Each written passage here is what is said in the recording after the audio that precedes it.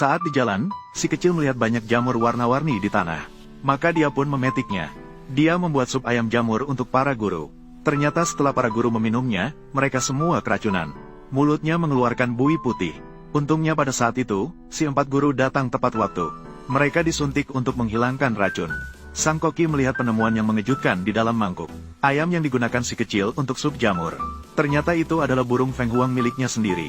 Dengan marah, dia memutuskan untuk menghukum murid kecil ini. Saat dalam kejar-kejaran, si kecil tanpa sengaja merusak lagi porselen biru dan putih dari dinasti Tang milik si 3 guru. Setelah kekacauan sejenak, para guru berdiskusi dan memutuskan untuk mengusir si kecil nakal ini. Dia mengeluarkan sebuah majalah, menunjuk ke orang di sampul. Orang tua kandung Fu Bao mengalami musibah. Dia diperlukan untuk menyelamatkan. Kemudian mengeluarkan Liontin Giok, meminta Fu Bao membawa Liontin itu turun gunung untuk mencari mereka. Fu Bao yang baru turun gunung segera menemukan ayahnya. Namun dia menemukan, di sebelah ayahnya ternyata ada seorang wanita asing. Maka Fu Bao berencana mendekat untuk melihat situasinya. Ayah, halo, namaku Fu Bao. Ini adalah putrimu. Melihat anak kecil asing ini, dengan tegas mengklaim dirinya sebagai ayah kandungnya, membuat direktur merasa sangat lucu. Biasanya wanita yang mencarinya untuk mengaku sebagai keluarganya. Tidak disangka sekarang ada anak kecil yang mencarinya untuk mengaku sebagai ayahnya. Tiba-tiba wanita licik di sampingnya teringat bahwa dia pernah diam-diam membuang seorang anak kecil beberapa tahun yang lalu. Bai Molly, Yanxi hanya bisa menjadi milikku.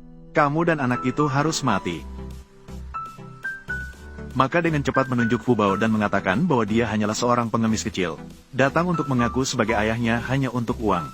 Namun Fu Bao dengan tenang mengungkapkan bahwa wanita licik itu membawa dosa. Anda akan mendapat masalah segera. Kata-katanya belum selesai. Wanita licik benar-benar jatuh terduduk.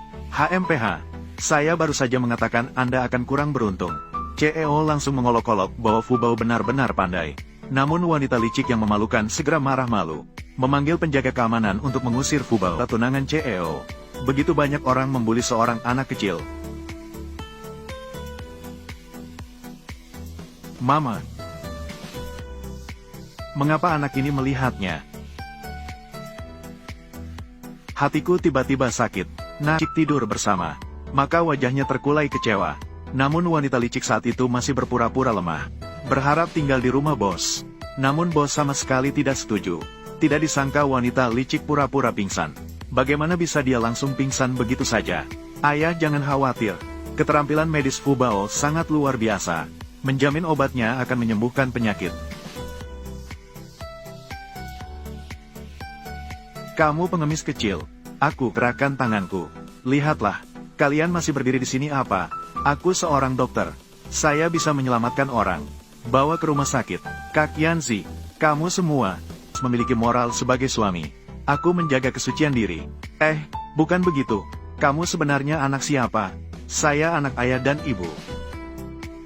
Ayah dan ibu, ayo kita pulang sekarang. Periksa identitas si kecil ini. Ketika baru masuk ke rumah, direktur terus batuk. Fu Bao segera merasa ada yang tidak beres. Setelah menghitung dengan jari, dia merasa bingung. Sebenarnya ayahku bukan orang yang lemah tubuhnya. Mengapa dia terus batuk? Saat itu, kepala rumah tangga menjelaskan. Setelah kecelakaan 5 tahun yang lalu, direktur terus-menerus lemah dan sakit. Sekarang Fu Bao semakin bingung. Seharusnya kesulitan presiden sudah berakhir. Tidak seharusnya berubah menjadi seperti ini. Maka dia memeriksa ruangan dengan teliti. Menemukan patung Buddha yang memancarkan aura hitam. Langsung mengayunkan tangannya. Seketika memancarkan cahaya emas. Patung Buddha langsung terserap ke tangannya. Itu tidak boleh disentuh sama sekali. Itu milik kakek saya. Bernilai 10 miliar. Kamu, letakkan itu. Patung ini bermasalah. Tidak boleh dibiarkan. Harus dihancurkan. Bisa diletakkan di tempat yang begitu mencolok. Belum terdeteksi. Pasti anggota keluarga. Ini. Bagaimana kamu tahu? Kamu seharusnya segera memeriksanya sekarang. Siapa yang ingin menyakiti kamu? Benda jahat seperti ini. Pasti bukan milik kakek. Saya akan memerintahkan seseorang untuk menyelidikinya. Ada yang menggunakan harta berharga untuk menekanmu. Itulah sebabnya kamu selama beberapa tahun ini terus-menerus sakit, akan terus memburuk. Sandi, ayah, kamu tidak akan hidup lebih dari 3 tahun. Fu Bao, Fukui, dia sekarang. Ibu, jangan khawatir, kekacauan ini sudah berakhir. Ayah tidak akan lagi batuk dan merasa sakit. tidak akan batuk dan merasa sakit lagi. Benar-benar tidak batuk lagi. Dulu, hanya dengan bernapas dalam-dalam, saya pasti akan batuk. Ibu, ayah, dengan Fu Bao di sini, orang jahat pergi, setan jahat tidak akan mendekat. Fu Bao benar-benar baik. Sayangnya, kamu bukan anak kandungku. Fu Bao, benar-benar bintang keberuntungan kecil. Kamu juga mirip tuan muda di rumah kami. Dan anak putri Bai. Aku ini, anak perempuan ayah dan ibu. Aku turun gunung kali ini, hanya untuk mencari kalian. Fu Bao bukan lagi anak yang tadi inginkan lagi. Fu Bao mengkonfirmasi, kita adalah ayah dan ibunya. Apa yang terjadi? Aku tidak pernah melahirkan anak. Fu Bao kecil, kakak sangat menyukaimu. Tapi aku, bukan ibumu. Tapi kita sangat berjodoh. Saya pasti akan membantu Anda. Temukan ibu dan ayah. Mengapa ibu tidak mengingat Fu Bao? Anak kecil.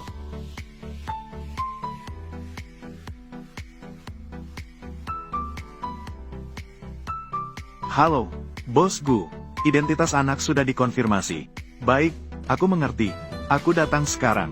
Asisten mengatakan, identitas Fu Bao sudah diselidiki dengan jelas. Hanya di perusahaan. Kamu, maukah kamu pergi bersamaku? Segera bisa dibuktikan. Saya anak ayah dan ibu.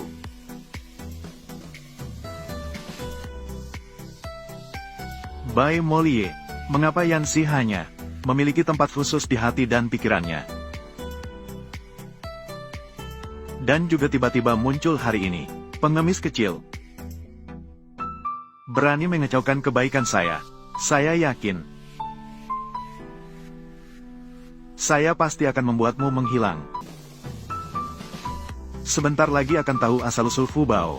Sebenarnya saya ingin memiliki seorang Fu Bao. Anak yang begitu lucu. Tapi saya belum pernah melahirkan.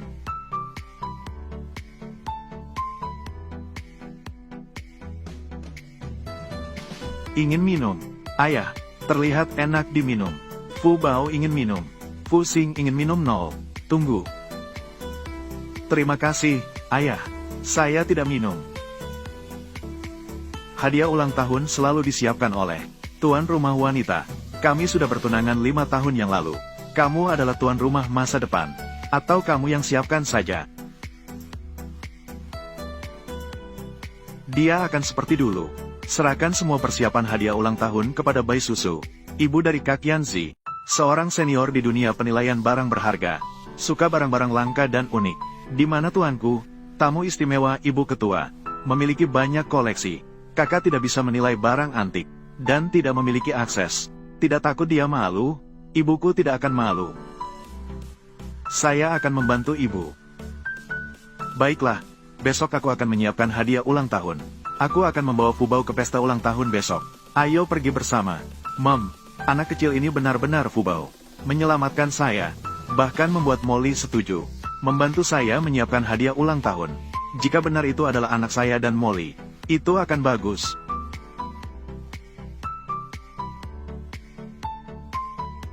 Hai, bawa data Fu Bao. Bawa ke kantor. Ini adalah data Miss Fu Bao. Orang tua Fu Bao adalah kamu. Mereka adalah pelayan di rumah Anda. Mereka sudah menunggu di luar pintu.